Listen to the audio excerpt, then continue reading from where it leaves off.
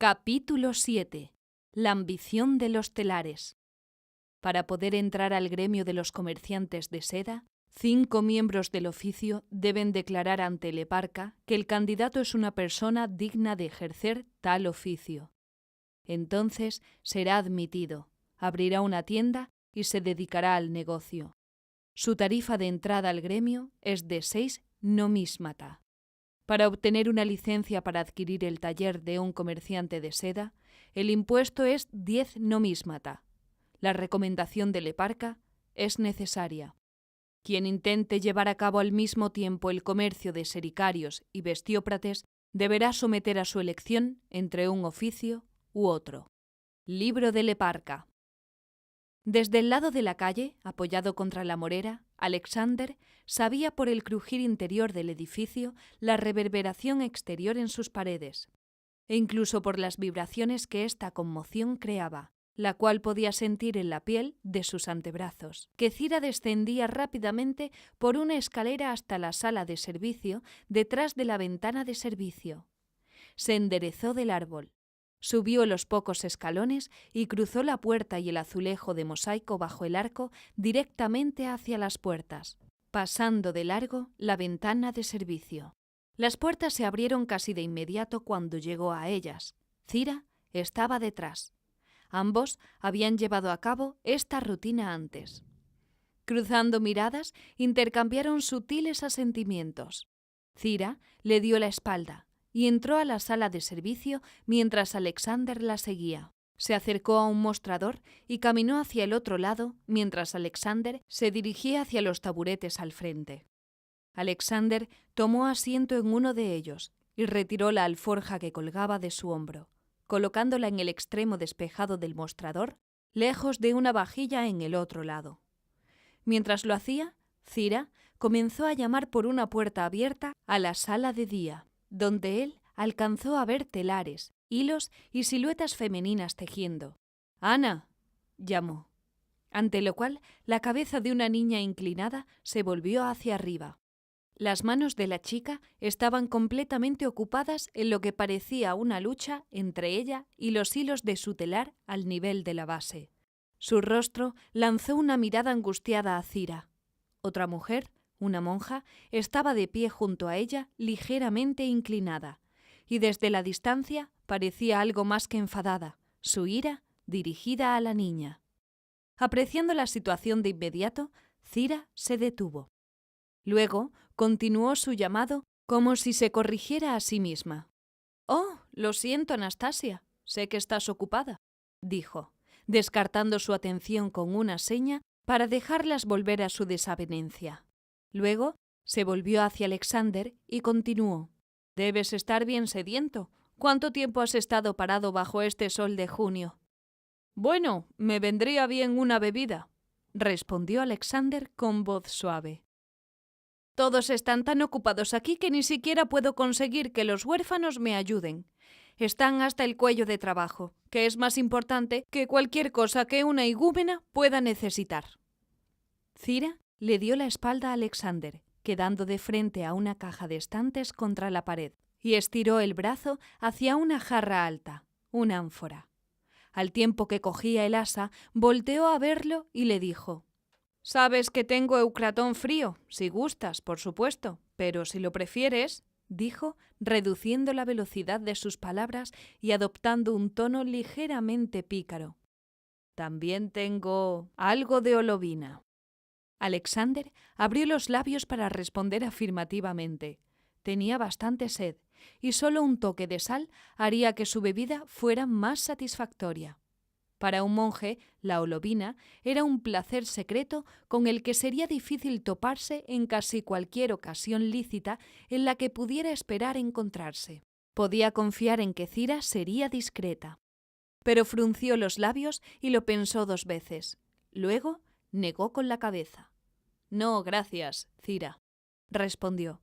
«Realmente lo aprecio, pero algo me hace pensar que voy a necesitar tener todos mis sentidos intactos.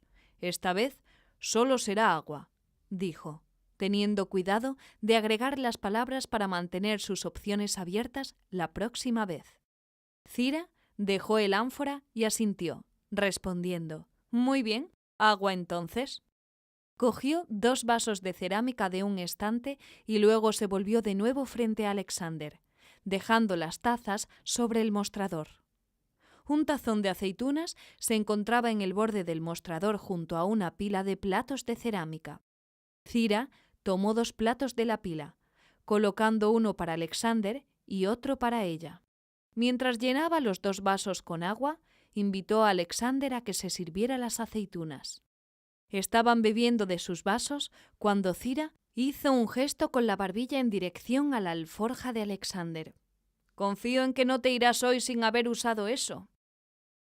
«Creo que vaya a usarse menos que las últimas 5 veces que he visitado Saturnino», respondió Alexander, dejando su vaso. Tomó la alforja, desabrochó la cubierta y se puso de pie antes de colocar cuidadosamente su contenido sobre el mostrador. Se dio a la tarea de desempacar meticulosamente su alforja, lo cual era el resultado de haber repetido este proceso muchas veces, así como del cuidado con el que se necesitaba manejar varios de los delicados instrumentos. Colocó una bolsa de terciopelo en el mostrador y la desató cuidadosamente. De la bolsa extrajo otras pequeñas bolsas, cada una cerrada por la parte superior con una superficie doblada y botones. Desabotonando la primera, sacó un brazo de bronce.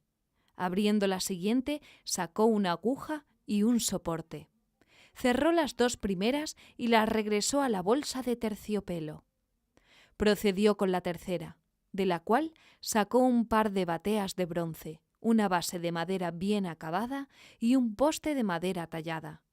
Por último, sacó un par de cadenas correspondientes de la bolsa restante. Regresando todas las bolsas más pequeñas a donde pertenecían, volvió a meter la bolsa de terciopelo en la alforja. Tomó otra pequeña bolsa, de la que desempacó 72 pequeñas esferas de bronce aplanadas y pesadas, cada una con una marca que indicaba que pesaban un hexagión, las cuales dispuso en el mostrador en 9 pilas de 8 unidades cada una. Metió la bolsa en la alforja y procedió a ensamblar las piezas para formar una balanza operativa. Mientras Zira lo veía construir su balanza, habló. «La cuestión es que mientras inspecciono el producto, el cual estoy seguro será excelente, y aunque Leparca sigue simpatizando con tus ambiciones, creo que Simeón va a ser un problema». «Lo sabía», dijo Zira. «Él es un jacobita, ¿no?» Alexander hizo una pausa para elevar la mirada y responderle, dejando momentáneamente una cadena desigual en una muesca del brazo de bronce. «Es posible. Mis padres eran nestorianos, y si bien fui agraciado al rechazar su error, gracias a mi tutor en Beirut, Simeón parece nunca cansarse de recordarme mi origen. Así que, probablemente, estés en lo correcto. Él llegó de Dercoy, en lo que algunos dirían era un momento desfavorable, y entiendo que la emperatriz Teodora lo hizo instalar como asistente de Leparca, un Boullotes. Durante milenios, los pueblos paganos dieron por sentada la existencia de semidioses, es decir, los descendientes resultantes de la unión entre dioses y mujeres, como Hércules, hijo de Zeus, y la mujer mortal, Alcmena, o diosas y hombres como Eneas, hijo de Afrodita, y el hombre mortal Anquises. Pero el cambio tectónico de la antigüedad pagana hacia la era cristiana, provocado por entusiastas seguidores de una enigmática figura mesiánica judía, presentó un problema peculiar en la mentalidad pagana. Este Cristo o fue un hombre Dios o fue un Dios hombre. Sin embargo, según el pensamiento pagano, ninguno de los dos tenía sentido. A medida que el mundo mediterráneo se volvió menos pagano y más cristiano, las paradojas presentadas por el problema no disminuyeron, sino que crecieron en intensidad, de modo que regiones enteras se definían unas de otras por la variedad de fórmulas que los locales preferían para dar cuenta de lo que parecía un acertijo imposible de resolver. Dioses y diosas como Zeus, Apolo, Atenea, Deméter, eran aceptados en la mentalidad pagana como emanaciones del divino Uno, manifestaciones de los principios de la divinidad, aunque incomparablemente superiores a los hombres, que sin embargo tenían algo en común con los hombres en el sentido de que eran emanaciones de lo divino, pertenecientes a los muchos que serían consumidos en lo inevitablemente junto con los sabios mismos y la humanidad por aion. Ninguno era igual en sustancia con el eterno divino, el Uno. Aunque el cristianismo llenó un vacío dejado por el imperio en un incoherente montaje de tradiciones y barrió con las persistentes supersticiones y la confusión de cultos rivales, le era difícil distinguir entre la vieja ignorancia y la antigua sabiduría. En lo que respecta a justificar el enigma de su propio hombre Dios, estas tensiones llegaron a un punto crítico. Los efectos de las tensiones fueron de naturaleza política, pero sus causas eran filosóficas. El apóstol cristiano Juan declaró que Cristo era el Logos, pero más imposiblemente el Logos encarnado, y los escritores del Evangelio afirmaban con unanimidad que María, una virgen judía, dio a luz a este niño divino. Pero, ¿era María como Leda o Europa y Cristo como Hércules o Eneas? Juliano el Apóstata, el último emperador pagano en Bizancio, intentó revivir las viejas costumbres y escribió en defensa de la religión tradicional grecorromana en su himno sobre la Madre de los Dioses, más de 100 años antes. 35 años después, Nestorio, un sirio, fue instalado como obispo de Bizancio. Al descubrir que los simpatizantes de Juliano persistían entre la élite imperial y enfrentando lo que consideraba una tendencia a fusionar el culto imperial con la enseñanza cristiana, se distinguió por poner un alto al asunto, insistiendo en que tal proposición no tenía ningún sentido. Jesús de Nazaret, sostenía Nestorio, era un hombre, un ser humano en un cuerpo humano, y no era posible que fuera uno con el Logos. Su mensaje era popular en Siria y las comunidades cristianas al este de Siria, en Persia y la India, pero fue contundentemente rechazado en todo el resto del mundo mediterráneo.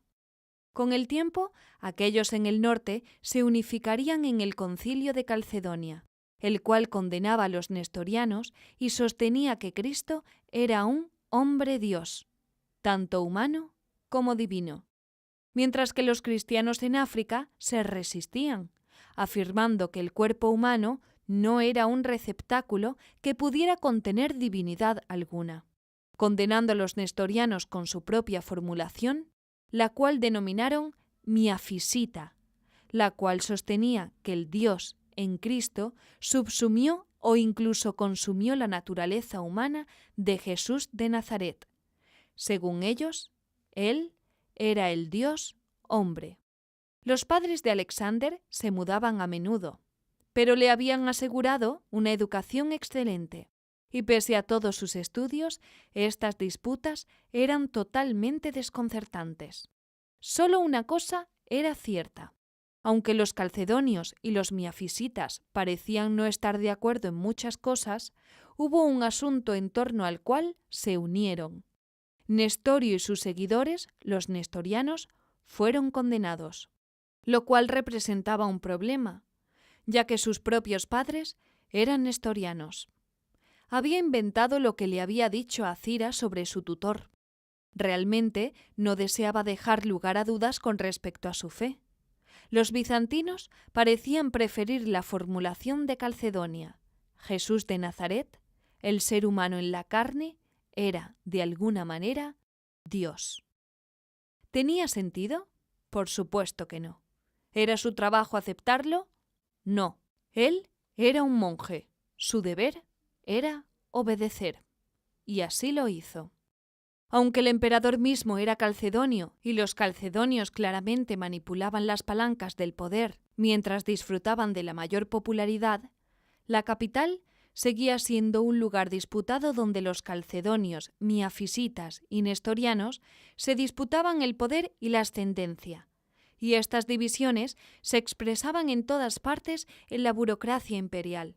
Irónicamente, los nestorianos, odiados por ambos bandos, solían constituir votos decisivos, hacedores de reyes. Teodora, la esposa del emperador, era miafisita, y levantó la fortuna de los miafisitas siempre que su poder se lo permitía. Pese a ser una minoría, los nestorianos y los miafisitas no eran algo inusual a pesar de la ascendencia calcedonia, y simpatizaban con los suyos. Fuera de la capital, los miafisitas seguían centrados en Alejandría y por todo Egipto y África, pero sus seguidores en Siria eran conocidos como jacobitas. Simeón, el bouyotes que Teodora instaló con el eparca, era un jacobita sirio, como muchos lo eran en el círculo social de Teodora, una miafisita. Esto significaba que no simpatizaría particularmente con la causa de Cira, de ahí su preocupación. Ella consideraba que la evidente animosidad de Simeón se debía a diferencias religiosas que interferían con los asuntos comerciales. Esta no era una sospecha totalmente irracional, pero Alexander sabía la verdad. Haciendo una pausa por un momento, tomó aliento y dijo: «Pero francamente, aquí entre nos, no creo que se trate de eso». Cira miró a Alexander, quien probablemente era unas 7 pulgadas más alto que ella, aunque no era un hombre particularmente alto. Lo miró a los ojos como si no hubiera considerado otra posibilidad y preguntó: «Entonces, ¿cuál es el problema?». Alexander soltó una risa gentil. «Me sorprendes, Cira. Usualmente eres tan urbana». Cira se limitó a mirarlo. Él abrió más los ojos, echó atrás los hombros y la miró. Ella permanecía callada, sonriendo y respondiendo de forma tan susurrante y extendida como era posible para que el sonido solo pudiera ser escuchado claramente por Cira y nadie más. Finalmente dijo: «Simeón quiere un soborno», aspirando la última sílaba. Alexander dejó pasar un momento para que Cira asimilara sus palabras. Luego, hablando con formalidad y en voz alta, como para apaciguar los oídos de alguien que escuchara por casualidad, dijo: «El bouyotes del eparca expresa incomodidad con lo que él percibe como un establecimiento de sericoprates no autorizado. Él requiere garantías de que se han seguido todos los formularios y se han completado todos los procedimientos». Para sorpresa de Alexander, Cira no estaba de acuerdo. Ella respondió: «¡Un soborno!». Alexander se estremeció.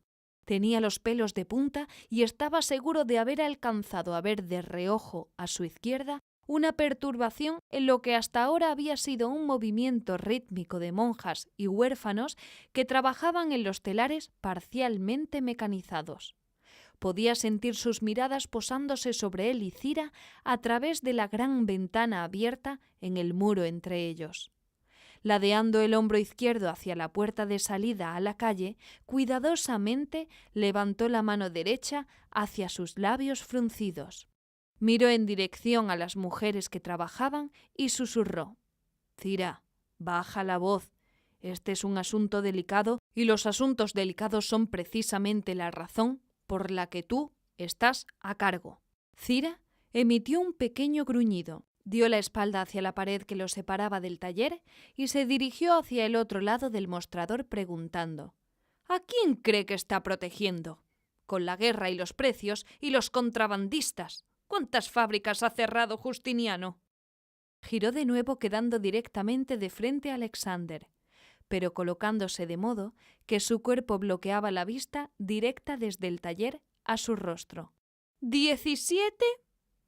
70, respondió Alexander. «¡Todopoderoso!». Cira se inclinó extendiendo sus brazos, se agarró de ambos lados del mostrador y apoyó su peso sobre sus hombros. Bajó la mirada hacia el mostrador antes de volver a mirar a Alexander. Estaba pálida. «No hay competidores a quienes proteger, Alexander. Simeón cierra las tiendas y bloquea a los comerciantes, y Barsime persigue a los contrabandistas y despluma a todo aquel que se cruce en su camino». Ciertamente, antes de morir, Teodora ordenó despojar a los condenados de sus existencias de textiles y multarlos con una centenaria de oro, agregó Alexander. Cira continuó. «Muy pronto todos los ericopratoi serán servidores del emperador. A Simeón le costará mucho cobrar los impuestos cuando no le queden más que servidores públicos o contrabandistas». Alexander hizo una pequeña mueca y respondió. «Es posible que no estés pensando en esto de la forma correcta». Tomó aliento y prosiguió. «Es un término desafortunado al que recurrí hace un momento», dijo fingiendo una exagerada formalidad, «y deseo retractarme y reemplazarlo por otro. Jacobita o no, a mis jóvenes ojos, Simeón parece ser el tipo de hombre al que le gusta discutir, pero que rara vez se deja persuadir por palabras. Las fábricas que mencionas todas lo han entendido, eso creo. Ahora que están cerradas, Simeón está en busca de nuevos candidatos que entiendan su necesidad de ser persuadido. Nadie sabe lo que el emperador tiene en mente, y es un hecho que yo no lo sé. Pero en el corto tiempo en que me he dedicado a esto, he percibido una especie de subtexto entre otros inspectores que se han dedicado a esto por más tiempo que yo». «¿De qué se trata?», Cira preguntó. «¿Qué estás diciendo?». «Esto debe quedar entre nosotros, y si mis padres no fueran benefactores de Saturnino, y si no fuera por nuestra relación especial», dijo Alexander mientras señalaba con la cabeza hacia Dalmatou, «seguramente no me sentiría cómodo compartiendo contigo especulaciones basadas en rumores». Se detuvo y esperó a que Cira respondiera. Finalmente, sin haber perdido el contacto visual, ella respondió. «Entiendo. ¿De qué se trata entonces? ¿Qué piensas?». «Desde tiempos inmemoriales, toda clase de personas se han ganado la vida, una vida altamente lucrativa, mediante el comercio de la seda». «Eso es bien sabido por todos», refunfuñó Cira. Alexander suspiró. «No he terminado. Los mercaderes no marítimos deben rodear Persia. Los mercaderes con conexiones, que o son muy valientes o han traicionado al imperio, o son completamente estúpidos, pasan directamente a través de Persia. Hay marineros en el Océano Medio, marineros en el Mar Rojo, e incluso marineros en Taprobane y Sinhala. Hay talleres de hilado y tejido por todo Egipto, Tiro y Antioquía. Yo viví cerca de varios en Beirut». «Todo esto es cierto, pero no es ningún secreto de Estado». Cira respondió de nuevo. «No hace mucho tiempo la seda era tan importante como lo es hoy en día para nosotros y la Nueva Roma». Alexander se inclinó un poco hacia Cira. «Y al ser tan importante, sostuvo a esta industria ¿por cuánto tiempo? ¿Cuánto crees? ¿500 años? ¿1000 años?» Cira respondió. «Por supuesto que es tan importante ahora como siempre. ¿Qué ha cambiado? ¿Qué hay de nuevo, monje?». Esto último lo dijo con un toque de familiar menosprecio. «El púrpura». Habiendo dicho esto, Alexander permaneció ahí, sin decir nada más. Se contemplaron uno al otro por un momento. Alexander esperó mientras los engranajes en la mente de Cira procesaban esto. Como abadesa del convento, Cira representaba el inusual caso de una mujer con una educación completa. Había realizado estudios avanzados aquí en Bizancio, en la Universidad de Constantinopla. Obviamente, capaz para el comercio. Ella no era ninguna tonta. Pero aún así, Alexander sabía que podría llevarle un tiempo poder unir los puntos y las líneas en el boceto que él estaba tratando de dibujar.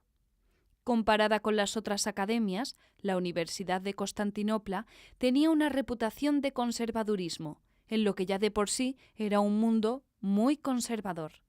Y seguramente no podía contar con la educación de Cira para ayudarla a notar la innovación en su posible forma de pensar, a menos que, suponía, se tratara de condenar la innovación. Después de todo, probablemente él mismo no pensaría en nada de esto de no haber compartido unas cuantas bebidas más de las permitidas a los monjes con su compañero Mitotes cuando visitaba un fousiarca mientras estaba de negocios durante horas designadas fuera del monasterio, y decididamente en violación de sus reglas. Cuando Cira no respondió, él habló. Durante eones, seguramente volviendo hasta Augusto, solo los imperiales vestían de color púrpura. No recuerdo que haya sido popular durante los días de la antigua república. Probablemente no lo era. Si la memoria no me falla, dijeron que Julio no lo usaba. Ya tenía suficientes problemas sin restregar la dictadura ante los ojos de un senado inutilizado. Antes de eso, los etruscos, incluso desde la época de los reyes etruscos, vestían el púrpura. «¡Pero no vestían seda!», señaló Cira. Alexander sonrió. «Claro que sí, ellos vestían seda», dijo escandalosamente. «¡Ah! Por supuesto que sí», respondió Cira. «¿Qué dijo Séneca? ¿Cómo va? Ya recuerdo, seda. Si los materiales no ocultan el cuerpo, o siquiera la propia decencia, no se pueden llamar ropas. Un marido no tiene mayor conocimiento que cualquier extranjero o forastero sobre el cuerpo de su mujer». Sí, por supuesto que la vestían, la reprobaban, la denigraban y pagaban generosamente por ella. Esta era la Cira urbana que Alexander había llegado a conocer. Su comportamiento cambió. Había permanecido inclinada contra el mostrador todo este tiempo, pero ahora se levantó, dio un paso atrás y se cruzó de brazos. Sus músculos se tensaron en sus altos pómulos alrededor de la nariz. Sus pupilas se contrajeron solo un poco. «Alexander, ¿estás sugiriendo que los inspectores civiles no aprueban que el convento de monjas asuma un lugar en esta industria?» Alexander soltó una carcajada. No, Cira, eso no es para nada lo que quiero decir. Su enorme sonrisa contrastaba con el confundido ceño fruncido de Cira. En una parte de su mente, él hizo la conexión de que, si ella no había entendido el humor de su interpretación errónea, como parecía ser, definitivamente iba a ser necesario que la ayudara. «Cira», dijo, levantándose de su taburete y dando un paso hacia ella. «El púrpura siempre será imperial. Esa es una de esas cosas que probablemente nunca cambiará. Pero ¿has notado que los imperiales...?» Hizo una pausa, giró los ojos hacia el techo, echó atrás los hombros y giró las manos hacia los lados, con los pulgares apuntando a las paredes opuestas. «¿Cómo puedo decirlo? Los imperiales se han...» Hizo una pausa buscando la palabra adecuada. Luego se decidió por ella. «Diversificado. Eso es lo que quiero decir. Nuestra realeza se ha diversificado. Todavía es púrpura, siempre será púrpura, pero desde Justiniano, desde Teodora, desde su amiga Antonina...» «¿La bruja?», Cira lo interrumpió. Alexander se detuvo ante esta interjección. Miró por la ventana al taller y luego echó un vistazo por la ventana de servicio hacia la calle. Su corazón dio un vuelco al ver a un peatón caminar más allá de la morera. «Por favor, Dios, espero que no haya escuchado eso», oró en silencio, refiriéndose al peatón que casi seguramente no podría haber oído a tanta distancia. «Antonina, la señora del púrpura», dijo Alexander con malicia. «Quizá hay algo sobre ella, porque tengo entendido que puso a prueba el olor del pescado». Ante eso, Cira finalmente se rió. «Está bien, creo que ya te entiendo. La señora del púrpura del emperador tiene objeciones sobre el olor del pescado, y cualquiera puede ver cómo ella podría desear sustituir algo por el púrpura. ¿Es eso lo que estás diciendo, Alexander?» Alexander le respondió. «¿Qué sería un buen reemplazo para el púrpura?». Ante esto, los ojos de Cira se agudizaron. Ella respondió. «No son mutuamente excluyentes, ¿sabes? El púrpura y la seda. Apenas la semana pasada hice que Anastasia y el taller bordaran un tejido de rizo de seda púrpura para el palacio. Como dije, Alexander se encogió de hombros. Se diversificaron. El púrpura nunca cambiará, pero los imperiales se han diversificado, dijo Alexander. Soy una mujer de negocios y una monja. No es necesario que me expliques los méritos de la diversificación mientras hablamos sobre la expansión de esta empresa, pasando de textiles a seda. Lo entiendo completamente, Alexander, dijo, dando un paso atrás hacia su derecha. Movió su hombro izquierdo hacia Alexander mientras lo miraba. Rompió el contacto visual. Miró hacia la ventana de servicio y caminó unos pasos antes de detenerse. Y todo esto tiene mucho sentido, dijo con apenas un dejo de sarcasmo en su voz. El Imperium desea diversificarse, extender el brazo del comercio administrado por el Imperio, pasando de controlar el mero color púrpura de los moluscos a controlar todas las sublimes variedades de seda. Se detuvo momentáneamente, haciendo una cargada pausa mientras fijaba el contacto visual. Mientras ella hablaba, Alexander no estaba seguro de si lo había entendido. La confianza comenzó a llevarlo a creer que así era. Su instinto le decía lo contrario, pero decidió ignorarlo. Supuso que ella entendía. Ante esto, Cira abandonó la mirada calculadora y simplemente miró a Alexander con incredulidad. Al diversificarse la industria de la seda, al aumentar la demanda de esta preciosa tela mientras bloquea los canales que la suministran, nada menos que en un momento en que durante 9 de los últimos 20 años y durante tantos más como podamos prever, estamos peleando con las mismas personas que nos la suministran. ¿Me estás diciendo que el emperador, cuya sabiduría, se nos dice, es equiparable a la de los apóstoles, cree que se ajusta a su magnificencia clausurar a los talleres de seda y a los mercaderes? Sí. Ambos estaban parados solos en la habitación, contemplándose uno al otro. Alexander todavía se encontraba de espaldas a la ventana del taller, pero podía percibir en los vellos de la piel un cambio en el ritmo que permeaba por la ventana. Él y Cira estaban siendo notados de nuevo. Por su parte, Cira no se inmutó por la atención que sus monjas y huérfanos pudieran estarles prestando. Finalmente, ella preguntó: ¿Por qué? Alexander dio 3 pasos hacia ella antes de responder. Porque así lo quieren, todos en la industria de la seda. Todos. La emperatriz Teodora, no sé, pero creo que se oponía. Pero ahora está muerta. 30 años atrás, la seda era un espectáculo para los imperiales, pero ahora es algo que entienden. Además, están desesperados. Cuando el tío de Justiniano, el emperador Justino, tomó el púrpura, el emperador Anastasio había dejado el tesoro con 320.000 libras de oro. Cira, considera todas las guerras de Justiniano, en África, Italia, España, todos sus edificios. Ha levantado ciudades enteras, y los puertos que reforzó, las ciudades que repobló, y la plaga contra la que luchamos.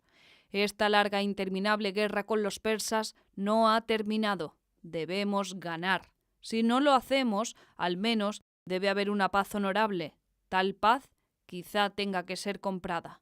Será algo costoso. El emperador es un hombre de gran fe, pero necesita dinero.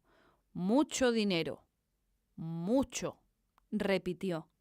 Los imperiales son gente de guerra, gente de la espada, pero Teodora, ella pertenecía al circo y al teatro, y más tarde a la iglesia en Alejandría.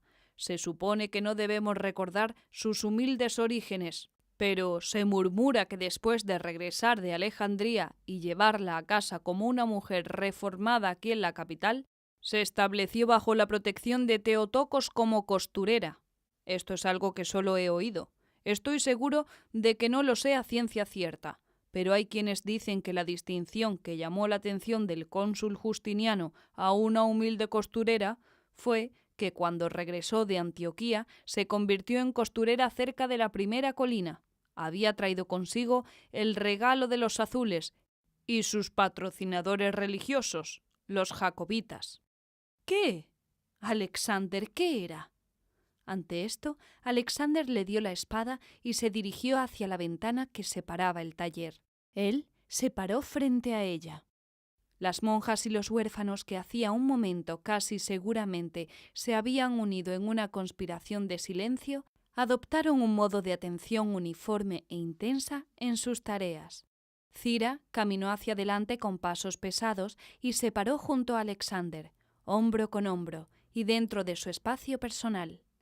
Ella estaba mucho más cerca de lo que nunca era apropiado para un monje y una monja, aunque no había intimidad sensual al respecto.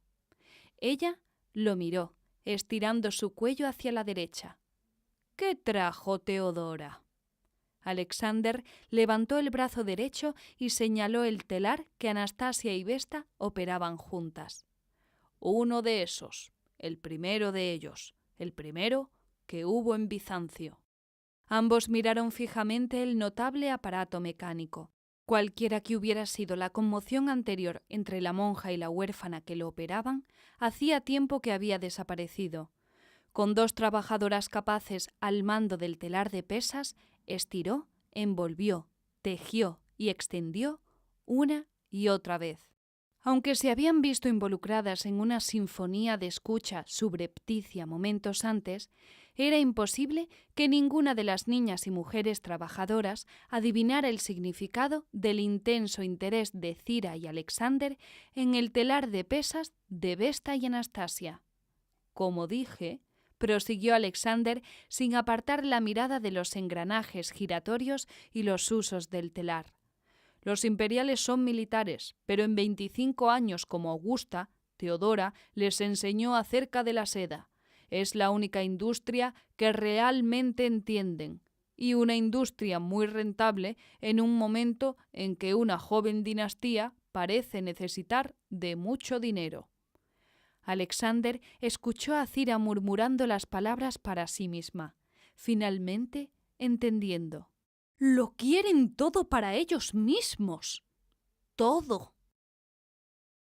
Serinda, parte primera, volumen 3 de Justiniano y Teodora, por Daniel Serignani, traducido por Paola Hernández, narrado por Leonor Lavado, publicado por Memorias Adriáticas. Las páginas preliminares y los recursos adicionales para este texto, incluyendo listas de personajes, mapas, cronogramas y redes sociales, se encuentran disponibles para su descarga gratuita en las ediciones impresas en línea en justinianoyteodora.com. Copyright Daniel Serignani 2018. Todos los derechos reservados. Esperamos que disfrutes de Serinda.